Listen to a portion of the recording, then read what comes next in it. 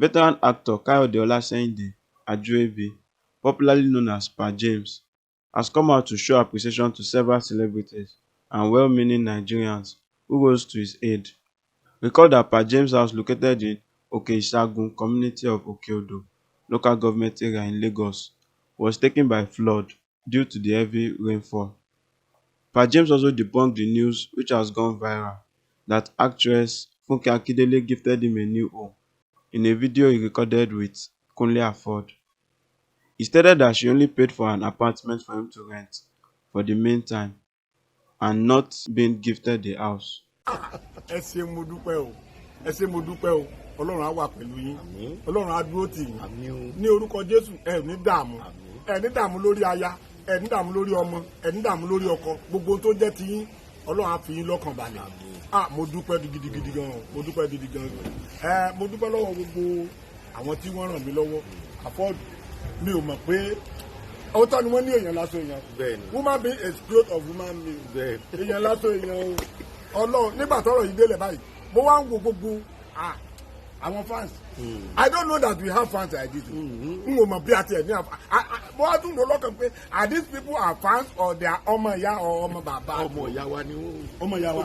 Ìyá ọmọ ìyá wa. In fact you prove it. Àwọn òṣèré ń kọ́. Mo dúpẹ́ lọ́wọ́ gbogbo òṣèré pátápátá. Mo dúpẹ́ lọ́wọ́ yín o. Sórí n tí mo tẹ̀ tún wá rò ni pé àwọn èèyàn yìí ni wọ́n ṣe ilé yìí lójú ayé mi nígbà tí mo wà láyé. Lójú ayé mi tó mo bá kú gan-an Ọlọ́run ọba ọmọ tóbi o. Gbogbo àwọn tọ́rọ̀ mi ó dùn lé o. Tí wọ́n dẹ̀ ń dìde tí wọ́n dẹ̀ ń fún mi báyìí. Ọlọ́run á wà pẹ̀lú ilé tí ẹ̀ ní kú báyìí. Lágbára Ọlọ́run gbogbo ò ní kúkú yà. Ní kúkú yà. Kí ni ìfẹ́ pa mi tán? Ó fẹ́ ráìsì bí wọ́n bá. Mo dúpẹ́ pọ̀ lọ́wọ́ gbogbo òṣèré pátápátá. Ẹ impress mi o. Ọlọ́run ẹ jọ mi lójú.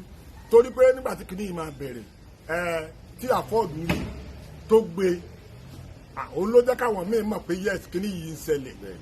Ó dẹ̀ gbé sí gbogbo ayé wọ́n rí. Mo wá dúpẹ́ lọ́wọ́ gbogbo òṣèré. Mo dúpẹ́ lọ́wọ́ àwọn Fúnkẹ́ Akíndélé.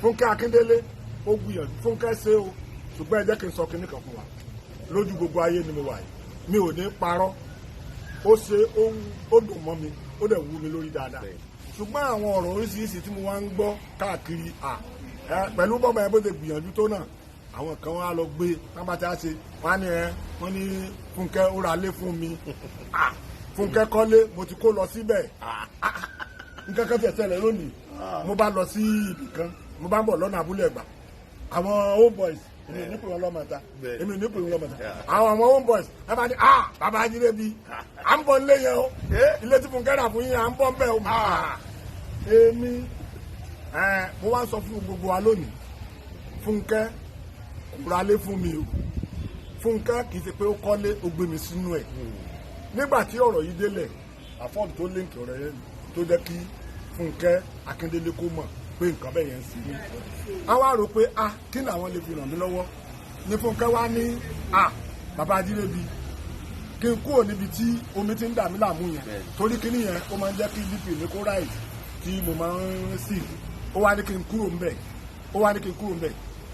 ẹni tó bá ní kéèyàn lẹ kúrò yóò sábà nǹkan kan fún mi ló bá ní kí n lọ try ilé tí màá rẹ́ǹtì títí tí òjò yìí tó máa fi dá dọ́lọ̀ àti gbogbo ẹbí pé kí n kó kúrò ńbẹ̀ wọ́n á ní báwo la ṣe máa ṣe ó wá ní kí n lọ wá ilé yẹn kí n sọ iye tí n bá máa rí sí gbà tí mo dẹ̀ rí ilé lóòótọ́ mo sọ fún pé iye báyìí ni ó dẹ̀ mú owó yẹn ó dẹ̀ kó fún mi ó gbìyànjú ó ní kí n fi rẹ́ǹtì ilé tó bó ti wá sọ làwọn èèyàn sọ pé ó ra lé ó ti gbé mi síbẹ̀ ó ti ṣe kíní. bàbá tó tiẹ̀ tó yẹ àwọn ayé á sọ̀rọ̀ náà tẹ́lẹ̀. wọ́n á sọ̀rọ̀. Fúnkẹ́ Akíndélé adúpẹ́ lọ́wọ́ ẹ̀. mo dúpẹ́. Fúnkẹ́ gbìyànjú. mo dúpẹ́. àwọn òṣèré mi náà gbìyànjú ọ̀pọ̀lọpọ̀ àtóyìn Àyìnmákù àwọn náà gbìyànjú. Tóyìn Àyìnmákù àtọkọ ẹ̀. bẹ́ẹ̀ ni wọ́n gbìyànjú.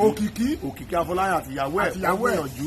Ibrahim Chatta ó gbìyànjú. Fathia Williams Kẹ́mi Kórèdé Wùmí Toríọlá àtọ̀pọ̀lọpọ̀ àwọn èèyàn míì tá a lè máa dárúkọ gbogbo wọn tán wọ́n gbìyànjú ẹlòmíì gan-an ní ká má dárúkọ òun ẹ wá wo àwọn fans wa ẹ ṣe gan àgbà náà ni wo owó yín láyé ibi tẹ́ ti mú Ọlọ́run máa fi ìlọ́po rọ́pò. mo dẹ́ sọ pé àbùdí èèbọ̀dì ó ṣànà àbùdí ní tolókun àbùdí èèbọ̀dì Laguna àbùdí ni tọlọ́sà ti lagoon bẹ́ẹ̀ ni òní Laguna ocean and oceana.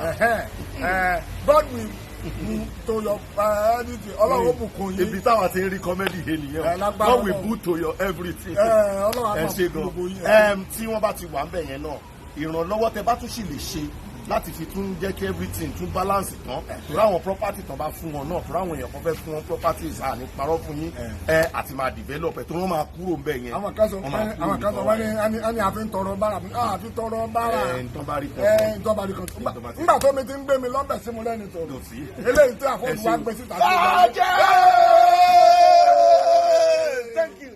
Thanks for watching. Please don't forget to click the subscribe button. Kindly comment and share. Thanks.